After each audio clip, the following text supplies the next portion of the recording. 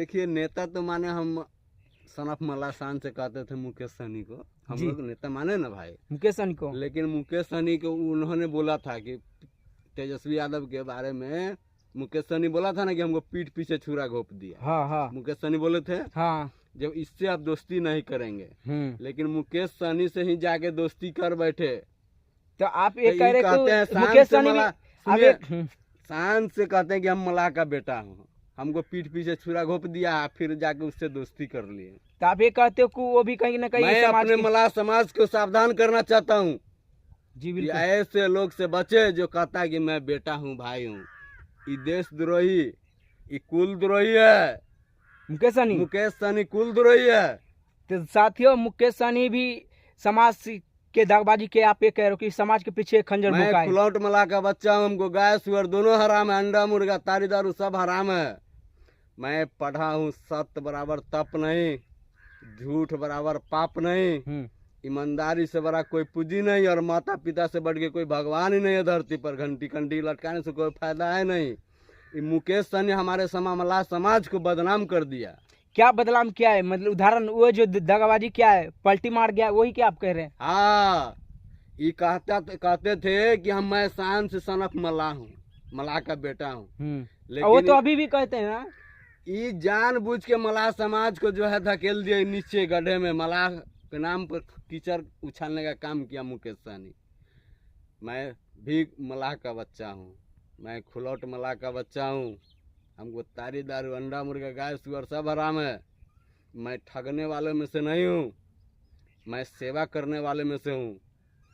तो अभी सांसद का चुनाव बहुत दिन है, उससे पहले कुछ जैसे राज्यसभा का चुनाव होता है, विधानसभा का चुनाव के बारे में हम कह रहे हैं कि भाई दशानन अपने आप को दशानन कहता था, तो वो तो बहुत बड़े पार्टी गांधी मैदान में तो मुकेश सहनी कहा कि मैं दशानन हूँ। तो दशानन तो रावण था जो साला लंका को विनाश करवा दिया। तो आप मुकेश सहनी से भी नाराज हैं? मलाह मुकेश सहनी ये भी साला पूरा मलाह समाज को विनाश करवाने पर लगा, वो विनाश करवा देगा। अगर मलाह समाज नहीं समझे तो ये कहाँ फेंकेगा मलाह समाज को? तो फेंक दिया से तो मलाह समाज किसके सपोर्ट करेगा, कैसे विचार के लोगों को सपोर्ट करेगा? मुकेश सहनी के नहीं करेगा तो, क्योंकि जातिवाद चल रहा है बिहार में। सहनी जो अपने जात के चुनता है, यादव अपने जात के चुनता है, मुसहर ये सब जो सिंह उंग है अपने जात के चुनता है। मलाह समाज कैसे चुनेगा? मतलब जात पात समाज वैसे बेटा को चुने जी, अपना नेता जो अपना हर चीज निछावर किया, जात पात भेदभाव किसी से नहीं किया, देश के प्रति समर्पित हो, ईमानदारी से सेवा किया जी, उसके अपना समझा, उसको ना सपोर्ट करेगा। यही कहता है शान से कि हम मलाह का बेटा है, अब मलाह को कहता है कि हम पीठ पीछे चूरा घोप दिया, फिर उसी में जाके मिल गया। तो ये कैसे मलाह का बेटा इसको मानेगा? मलाह का बेटा पीठ पीछे चूरा घोपता नहीं, घोपता है सीना पर वार करता है, मर जाता है या मार जाता है। आप ये कह रहे कि निष्पक्ष रहना चाहिए था मुकेश सहनी को, अपने दम पर चुनाव लड़ना चाहिए था। हाँ, तो आप मलाह समाज पूरा साथ होता उसको। मैं भी मलाह का बेटा हूँ, मेरा नाम रमेश कुमार सहनी, बाबूजी का नाम मेरा श्री किशन सहनी है, ठीक है जी। मैं भी मलाह का बच्चा हूँ और पार्ट्स ऑफ बॉडी के डॉक्टर बन के मैं आया हूँ। बायोलॉजी की आपने पढ़ाई की, स्पेशली फिजिक्स केमिस्ट्री बायोलॉजी सब चीज हम किए हुए रहे। मेरा सारा क्रम भेल, हमारा सब पास सर्टिफिकेट दुनिया संसार भरपूर पड़ा हुआ है। हमको रुपया पैसा का काम करने का भी टेंशन नहीं रहता है। हमको कहते हैं कि बाबू का एक पुनः सेवा करने के लिए मनुष्य को भेजा है धरती पर कि जाओ फ्री में सेवा करो, तुम्हारा नाम रोशन होगा, तुम्हारा देश पर राज करोगे। तो नरेंद्र मोदी, श्री नरेंद्र मोदी जी कहते हैं ना कि चाय बेचने वाले अपने आप को बताते हैं ऐसे कि हम गरीब फैमिली से है मोदी जी। तो चाय बेचने और अंग्रेज भी हमारे धरती पर आया तो चाय और नील का खेती किया तो मेरा देश गुलाम हो गया। हाँ हाँ, ये तो सत्य है। ये दोनों हाथ से सभी स्वर्णों को 10% आरक्षण दिए। इनका नारा है कि सबका साथ और सबका विकास, है ना? हाँ हाँ, लेकिन सिर्फ 10% का ही आरक्षण दिए, 90% का नेता नहीं है। ये फॉरवर्ड कहियो बैकवर्ड को देख नहीं चाहा। मैं बैकवर्ड का बेटा हूँ। हमको लोग रखा जब पागल खाना में तब 25 गो पागल था, उसमें एगो गुआर का बच्चा, एगो मियाँ का बच्चा, एगो मलाह का बच्चा मैं, न तो 22 गो था, राजपूत भुइयार 52, सब क्रिमिनल पागल था। अच्छा। हमारे साथ भी बैकवर्ड ऐसा ही सलूट हुआ। बैकवर्ड को कहियो फॉरवर्ड देख नहीं चाहता, कहियो राजपूत भुइयार 52 जो है चच्चा बाबू नहीं कहा होगा मलाह समाज को, या ग्वारे को या चमारे दूसरा को कहियो चच्चा भाई नहीं कहा होगा। आप ऐसे मुद्दे उठा रहे हो जो बड़े जो जातियां है उसको ऊपर प्रश्न चिन्ह लग रहा कि वो भी भाईचारा दिखाए। अरे भाई अंग्रेज का ये सब नस्ल है, इसमें फूट डालो और राज कर अंग्रेज का नीति है। अच्छा। अंग्रेज चल गया, उसी का वंशज जितना फॉरवर्ड है, बैकवर्ड को कहियो देखने चाहना चाहेगा। मेरा देश आजाद अभी नहीं है, आजाद 1947 में जब हुआ मेरा देश तो आजाद नहीं है। ये अभी फॉरवर्ड देश प्रशासन कर रहा है, बैकवर्ड को हमेशा बैकवर्ड नहीं रहना पड़ रहा है। वो लोग एक हमेशा प्रश्न कहते हैं कि हमने किसको रोका है, जिसको जो बना है बने। तो ऐसा फॉरवर्ड तो वो कह रहा है कि हम अपने शिक्षा के फॉरवर्ड लगा दिया है कि ऐसा ऐसा अथी कर दिया है कि वो बैकवर्ड को कहियो समझ में आएगा, उसी के राज करेगा, वो हर चीज करेगा। कहियो बैकवर्ड को सब स्वर्णों को जो आरक्षण दे दिया है 100 में 90% कोई होगा, नहीं तो 10% तो फॉरवर्ड निश्चित सर्विस करेगा। जो आरक्षण का जो आपका मांग है उस पे मतलब सवाल उठा रहे कि जो हमारा आरक्षण है, जो हमारा अधिकार है वो मोदी सरकार दे, पूरा देश में लागू करे। जो समाज है सहनी समाज, उसको आरक्षण जल्द से जल्द मिलना चाहिए। तो हमारे सहनी समाज को आरक्षण दे दीजिएगा, आश्वासन दिए हुए हैं और कहते हैं कि पीठ पीछे छुरा घोपेंगे, घोपा भी लेते हैं। आरक्षण किससे मांगेंगे? उससे मांगते हैं तो उधर कहता, उससे मांगते हैं तो उधर कहता। नरेंद्र मोदी भी आरक्षण का आश्वासन दिए, तेजस्वी यादव भी आरक्षण का, नीतीश कुमार भी दिया, लेकिन कहाँ कोई आरक्षण दिया।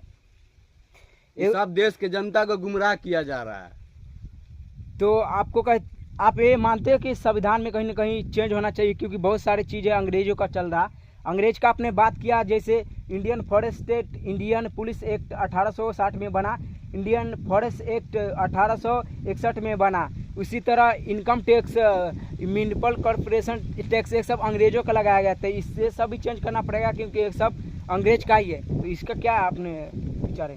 अंग्रेज का जो भी चीज़ है वो चेंज करना चाहिए। हाँ, जब तक देश के जनता नहीं चाहेगी, अपने एक को हाथ को नहीं मजबूत करेगी, तो कहाँ से ये अकेला चना कोई भार फोड़ सकता है? ठीक है, बिल्कुल। और जो शिक्षा व्यवस्था है वो भी अंग्रेज का है। ये आज को शिक्षा व्यवस्था पढ़े लिखे, नीतीश कुमार 50% आरक्षण दे दिया है महिला लोग को। आता है, मोबाइल लिए हुआ है, बच्चा कहीं पढ़ रहा है, कुर्सी पर मास्टर बैठा हुआ, मैडम बैठी हुआ, मोबाइल देख रहे हैं मास्टर। न बच्चा कुछ कह रहा है, न कुछ पढ़ रहा है, न क्या कर रहा है, खाली खिचड़ी आगे खा के चल देता है। हो गया पढ़ाई। तो ये तो शिक्षा विभाग का अति है। शिक्षा विभाग मतलब अभी स्वास्थ्य व्यवस्था में 14 से 15,000 करोड़ रुपया मतलब कि वो बजट है हर साल का। सब पेपर पर बजट जितना है सब पेपर पर। लेकिन जब अस्पताल आम जनता को एको को लाभ पहुंचा है क्या? कुछ कोई जनता से पूछिए तो को लाभ कोई बिहार में पाया है? बताइए तो।